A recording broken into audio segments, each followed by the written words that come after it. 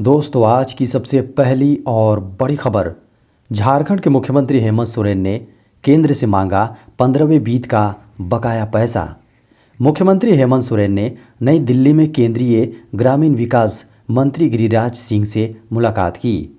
मुख्यमंत्री ने केंद्र सरकार से प्रधानमंत्री आवास योजना ग्रामीण के तहत आवास प्लस में निबंधित 8,37,222 परिवारों को आवास उपलब्ध कराने का आग्रह किया। 10 फरवरी तक आवेदन दे सकते हैं आकलन के लिए पारा शिक्षकों के लिए आयोजित किए जाने वाले आकलन परीक्षा के लिए 10 फरवरी तक आवेदन किया जा सकता है।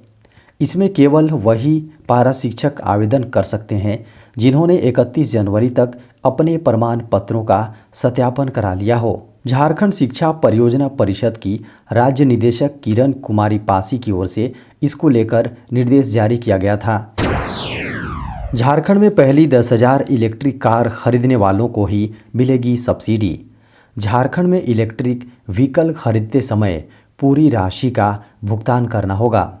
सब्सिडी की राशि सरकार बाद में गाड़ी मालिक के अकाउंट में भेजेगी। उद्योग विभाग इसके लिए एसओपी तैयार कर रहा है। यही नहीं, सभी इलेक्ट्रिक व्हीकल पर सरकार सब्सिडी नहीं देगी और इसके लिए समय सीमा तय किए गए हैं। झारखंड में अभी ठंड से नहीं मिलेगी राहत। झारखंड के मौसम में बदलाव जारी रहने वाला है। कभी ठंडक तो कभी गर्मी महसूस होगी। मौसम के लगातार बदलाव के बाद भी ठंड से निजात नहीं मिलने वाली है। अभी सुबह और शाम को ठंड अपना असर दिखाएगी। पिछले कुछ दिनों से जो ठंड लग रही है, जिसके कारण सर्द हवाओं के रुख का बने रहना है। झारखंड में 1-2 दिनों के दौरान तापमान बढ़ने की संभावना है। झारखंड को मिलेगी 3 वंदे भारत एक्सप्रेस की बड़ी सौगात। झारखंड को 3 वंदे भारत एक्सप्रेस ट्रेन की बड़ी सौगात मिल सकती है। ये ट्रेनें झारखंड की राजधानी रांची से पटना और हावड़ा रूट पर चलेंगी। रेलवे ने 400 किलोमीटर से अधिक लंबे रूट पर sleeper Vande Bharat express train चलाने का निर्णय लिया है। इसके लिए कई रूटों का सर्वे किया गया है। झारखंड के 7 सदस्यीय खिलाड़ियों का थांगटा दल मध्य प्रदेश हुआ रवाना। मध्य प्रदेश में आयोजित हो रहे खेलो इंडिया यूथ गेम्स की 5वीं श्रृंखला में झारखंड का प्रतिनिधित्व करने के लिए 7 सदस्यीय थांगटा दल मध्य प्रदेश के जबलपुर के लिए रवाना हो गए। खबरों को माने तो थांगटा की स्पर्धा मध्य प्रदेश के मंडला में जिला खेल परिसर में 8 से 10 फरवरी 2023 तक आयोजित होगी। निलंबित कांग्रेस विधायक ईडी के समक्ष हुए पेश। कांग्रेस से निलंबित विधायक इरफान अंसारी नकदी जब्ती मामले में सोमवार को प्रवर्तन निदेशालय यानी ईडी के समक्ष पेश हुए। खबरों को माने तो अंसारी पार्टी विधायकों राजेश कच्छप और नमन विकसल के साथ यात्रा कर रहे एक कार से बरामद नकदी की जांच के सिलसिले में पूर्वाह्न लगभग 11 बजे संघीय एजेंसी के क्षेत्रीय कार्यालय पहुंचे। इससे पहले ईडी ने अंसारी को 13 जनवरी को तलब किया था। झारखंड में फिर फंसेगी 3,000 शिक्षकों की बहाली। झारखंड में 80 उत्कृष्ट और 325 आदर्श विद्यालयों में लगभग 3,000 शिक्षकों की नियुक्ति होगी। इसे लेकर झारखंड शिक्षा परियोजना शीप ने सभी जिलों को पत्र भेजा है। इसमें प्रावधान के अनुरूप सभी वर्गों के आरक्षण के लिए कॉलम बनाया गया है, पर जहां पर आर्थिक रूप से कमजोर वर्ग यानी ईडब्ल्यूएस के आरक्षण का उल्लेख नहीं है। ऐसे में यह शिक्षक नियुक्ति प्रक्रिया भी फंस सकती है। रांची G20 की तैयारी में अवैध पार्किंग हटेंगे, चौराहों से जब्त होंगे वाहन। मार्च में होने वाली G20 की बैठक के पहले रांची शहर की ट्रैफिक व्यवस्था सुगम की जाएगी। मुख्य सड़कों के किनारे नो पार्किंग जोन में वाहनों को पार्क करने पर रोक लगेगी। वाहन पार्क करने पर उसे जब्त भी किया जाएगा। झारखंड के 9 शहर बनेंगे model electric vehicle city. Jharkhand में पहले चरण में झारखंड के 9 शहर रांची, जमशेदपुर, बोकारो, धनबाद, गिरिडीह, रामगढ़, फुसरो, हजारीबाग और डाल्टनगंज को मॉडल इलेक्ट्रिक व्हीकल सिटी के रूप में विकसित करने की योजना है। वहीं इलेक्ट्रिक व्हीकल से जुड़े उद्योगों को भी विशेष छूट दी जाएगी। इन्हें उद्योग लगाने के लिए आधी कीमत पर ज़मीन मिलेगी। भारतीय कोस्ट गार्ड में असिस्टेंट कमांडेंट के पदों पर निकली भर्ती। भारतीय कोस्ट गार्ड ने असिस्टेंट कमांडेंट के पदों पर भर्ती के लिए नोटिफिकेशन जारी किया है। इच्छुक व योग्य उम्मीदवार इन पदों के लिए आधिकारिक वेबसाइट पर जाकर ऑनलाइन आवेदन कर सकते हैं।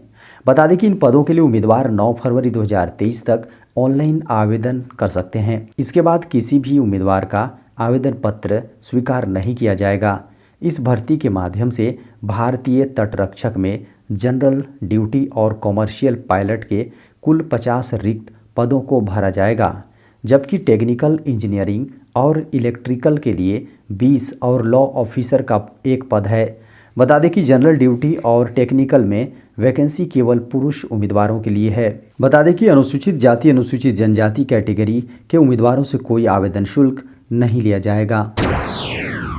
टीवी देखना हो गया महंगा, डीटीएच व केबल पर 30% तक की वृद्धि। ट्राई ने टीवी चैनलों के प्राइसिंग को लेकर नया टैरिफ ऑर्डर जारी किया है।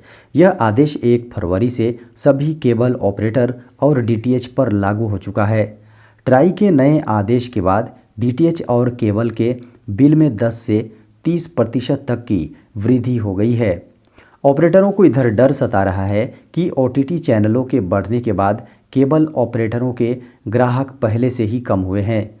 ट्राई के हालिया टैरिफ ऑर्डर से ग्राहकों की संख्या और कम हो सकती है। बताया जा रहा है कि सिंगल चैनल से लेकर पैकेज चैनलों की कीमतें बढ़ गई हैं। इसका पूरा भार ग्राहकों पर पड़ रहा है।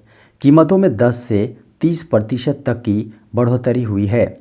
बता दें कि यह आदेश 1 फरवरी से सभी केबल ऑपरेटर और डीटीएच पर लागू हो चुका है। भारतीय सेना ने अग्निवीर भर्ती प्रक्रिया में किए बड़े बदलाव। भारतीय सेना ने अग्निवीर भर्ती प्रक्रिया में बदलाव की घोषणा की है।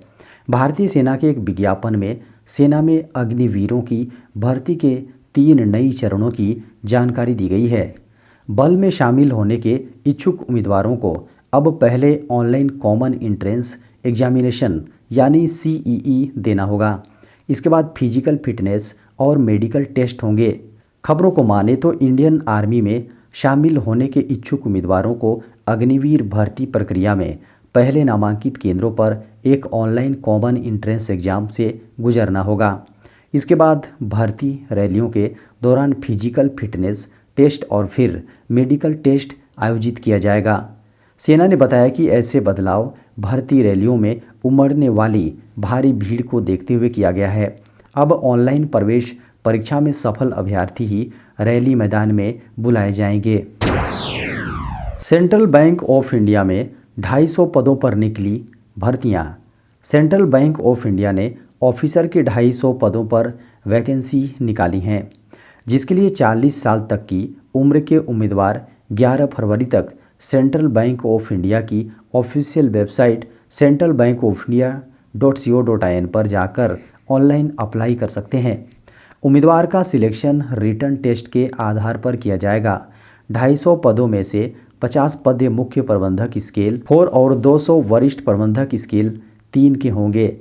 भर्ती प्रक्रिया में मुख्य प्रबंधक पदों के लिए आवेदन करने वाले उम्मीदवारों की आयु 40 साल से अधिक नहीं होनी चाहिए, जबकि वरिष्ठ प्रबंधक पदों के लिए ऊपरी आयु सीमा 31 दिसंबर 2022 को 35 साल है।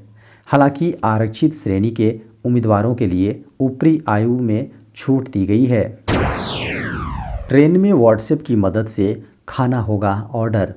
ट्रेन से सफ़र के दौरान खाना ऑर्डर करना और भी आसान हो रहा है। यात्री व्हाट्सएप की मदद से खाना ऑर्डर कर सकते हैं। Indian railway catering and tourism corporation limited ने एक विशेष रूप से विकसित वेबसाइट www.catering.irctc.co.in के साथ साथ अपने ई-कैटरिंग ऐप फूड ऑन ट्रैक के माध्यम से ई-कैटरिंग सर्विसेज शुरू की हैं। रेलवे ने रेल यात्रियों के लिए ई-कैटरिंग सर्विसेज के माध्यम से खाना ऑर्डर करने के लिए व्हाट्सएप कम्युनिकेशन की सुविधा दी है, यानी रेल यात्री व्हाट्सएप की मदद से ट्रेन में खाना ऑर्डर कर सकते हैं। इसके लिए बिजनेस व्हाट्सएप नंबर 001323 को शुरू किया गया है। इसकी मदद से IRCTC पहले से चुनिंदा रूट्स पर ट्रेनों में खाना डिलीवर कर रही हैं। प्रधानमंत्री नरेंद्र मोदी ने देश को समर्पित की हेलीकॉप्टर फैक्ट्री। प्रधानमंत्री नरेंद्र मोदी ने कर्नाटक को हेलीकॉप्टर फैक्ट्री की सौगात दी है। उन्होंने कर्नाटक के तुमकुरू में हिंदुस्तान एरोनॉटिक्स लिमिटेड यानी HAL की हेलीकॉप्टर फैक्ट्री का उद्घाटन किया। इस दौरान उन्होंने लाइट यूटिलिटी हेलीकॉप्टर का अनावरण भी किया। इस मौके पर रक्षा मंत्री राजनाथ सिंह और राज्य के मुख्यमंत्री बसवराज बोम्मई भी मौजूद रहे। इस दौरान उन्होंने विभिन्न विकास परियोजनाओं की भी आधारशिला रखी। फैक्ट्री के उद्घाटन के बाद अपने संबोधन में PM मोदी ने कहा कि अध्यात्म ज्ञान विज्ञान की महान भारतीय परंपरा को कर्नाटक ने सशक्त किया है। इसमें भी तुमकुरू का विशेष स्थान है। सिद्धगंगा मठ की भी इसमें बहुत बड़ी भूमिका है। संतों के आशीर्वाद से आज कर्नाटक के युवाओं को रोजगार देने वाले, ग्रामीणों और महिलाओं को सुविधा देने वाले, देश की सेना और मेड इन इंडिया को ताकत देने वाले सैकड़ों करोड़ रुपए के प्रोजेक्ट्स का लोकार्पण और शिलान्यास हुआ है। PM मोदी ने कहा कि आज देश की एक बहुत बड़ी हेलीकॉप्टर फैक्ट्री तुमकुरू को मिली है। तुमकुरू इंडस्ट्रियल टाउनशिप का शिलान्यास हुआ है। इस फैक्ट्री के साथ साथ तुमकुरू जिले के सैकड़ों गांवों के लिए पीने के पानी की स्कीमों पर भी काम शुरू हुआ है।